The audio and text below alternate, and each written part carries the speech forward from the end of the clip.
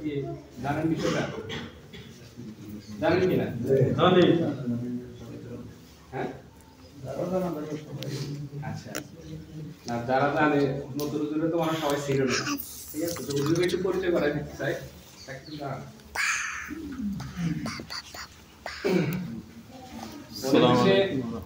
উনি হচ্ছে আপনাদের নতুন পাঞ্জিখানা ইমাম। আমার সেরকম একটা হয় হাফেজ বেলাল হোসেন মিয়াজি। নতুন যারা আছে তারা তো তেমন একটা চিনে না, আমি যতটুকু জানি আর কি। মুরব্বী সমাজ হয়তো চিনে, কিন্তু নতুন যারা আছে তারা তেমন একটা চিনে না। উনি বেশিরভাগ সময় বাহিরে ছিলেন।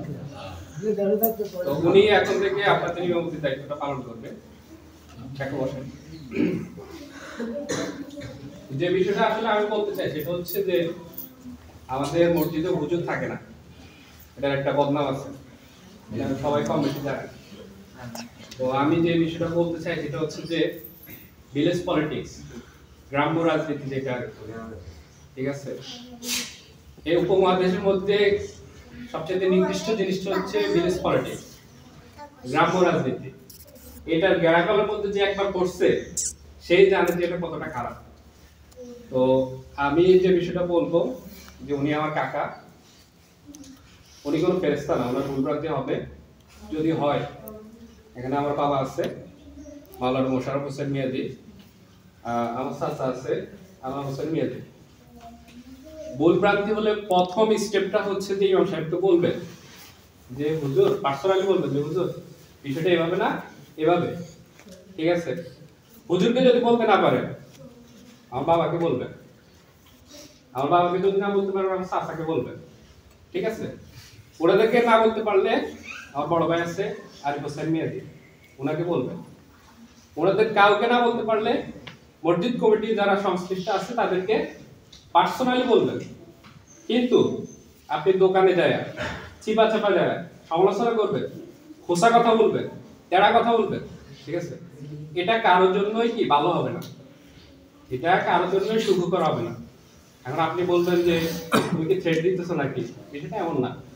বিষয়টা হচ্ছে যে সমাজে যাতে শান্তি শৃঙ্খলা বজায় থাকে এই বিষয়টার জন্য সবাইকে বলতেছি। ওই দিন আমি ইয়াতে গেছি, দেওয়ানবাড়ির সামনে গেছি, পরে ওই দেওয়ানবাড়ির মসজিদে ইমাম আমাকে বলতেছে যে আপনাদের মসজিদের সমস্যাটা কি, হুজুর থাকে না কেন? হুজুর একটা তো অন্তত 6 মাস থাকবে, 1 বছর থাকবে, 1 মাসও টিকে না, 2 মাসও টিকে না, ঘটনা কি? ঠিক আছে? তা আমি বললাম যে এটা আমাদের কপালের দোষ।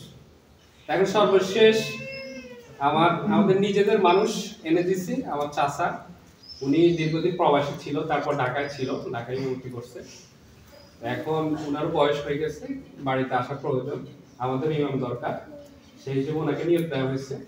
ওনার যদি ভুলভ্রান্তি হয় সেটা পার্সোনালি ধরাই দিবেন, বলবেন, বাট আল্লাহর রাস্তে দোকানে সমালোচনা করবেন না, চিপা চাপা সমালোচনা করবেন না, এটা কারোর জন্যই সুখকর হবে না, ঠিক আছে? দ্বিতীয় যে বিষয়টা আমি বলতে চাই সেটা হচ্ছে সমাজের মধ্যে একটা বিষয় লক্ষ্য করা যায়।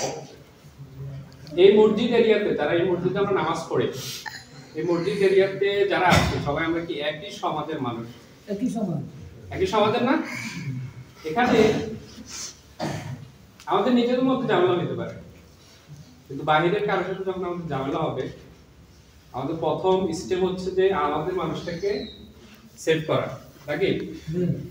কিন্তু আমাদের সমাজের মধ্যে একটা বিষয় লক্ষ্য করা যায়, ধরেন হাজি সাহেব, ওনারা তো এখানে উঠে আসছে, হাজি ওই কাকা কই, কারণ বাচ্চু কাকা, ঠিক আছে, উঠে আসছে।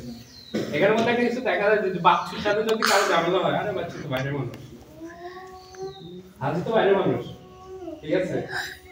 বা কালুকারা আছে, এরা বাইরের মানুষ, নুরালরা আছে, এরা বাইরের মানুষ। আমরা হলাম কি স্থানীয়। তো দেখা যায় আমার সাথে ওদের সাথে ভালো সম্পর্ক, দেখ বাচ্চুরি ভিডিতে সমস্যা নেই, এই একটা প্রবণতা দেখা যায়। এটা করা যাবে না, এটা করা যাবে না। সমাজ হচ্ছে সবার আগে।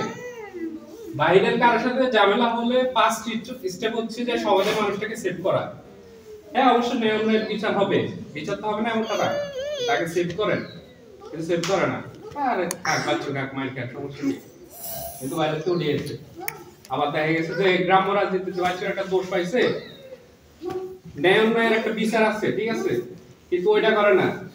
দেখা যাক বাচ্চাদের সবাই মিলে দৌড়ে কিছু বাইর করা যায় কিনা টাকা পয়সা, ঠিক আছে। এইটা কেন সে অন্যায় করছে তার বিচার করেন, লিগ্যাল ওয়েতে করেন, যতটুকু করা দরকার ততটুকু করেন, কিন্তু সবাই মিলে গ্রুপ হয়ে যায়। মানুষ হাজির তো বাইরের মানুষ, কালু ফেরা তো বাইরের মানুষ, নুরুল তো বাইরের মানুষ, সবাই মিলে দৌড়ে কিছু বাইর করে। এটা করবেন না প্লিজ, আল্লাহর রাস্তায়। এটা আমাদের সমাজ, আমরা একজন মারা গেলে আরেকজন জানাবে আসবে, বাইরে মানুষ তেমন আসবে না, এই মানুষগুলোই দৌড়ায় আসবে, আপনার জানাজা করতে আসবে, আপনার কবর করতে আসবে। সুতরাং সম্প্রীতি বজায় রাখবেন, বিশৃঙ্খলা করবেন না।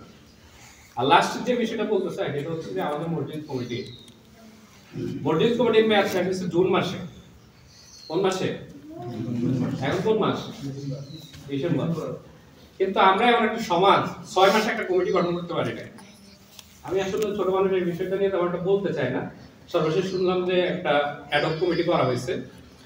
তো আমি জাস্ট রিকোয়েস্ট করবো যে নতুন বছর আসতেছে, জানুয়ারির 1 তারিখে অন্তত যাতে নতুন কমিটির হাতে মসজিদ পরিচালনার দায়িত্বটা থাকে।